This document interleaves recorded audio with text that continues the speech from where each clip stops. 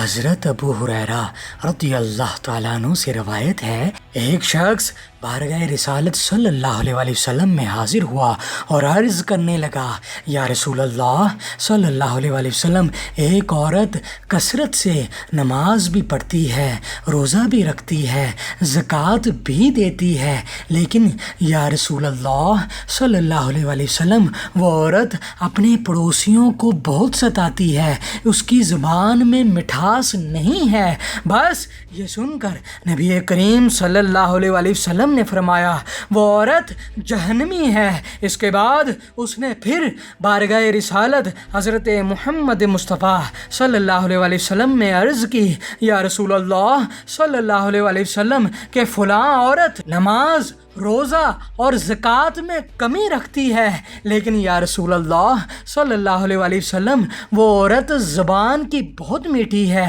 اور وہ عورت اپنے ہمسایوں کو نہیں ستاتی۔ بس یہ سن کر نبی پاک صلی اللہ علیہ وآلہ وسلم نے فرمایا، وہ عورت جنتی ہے۔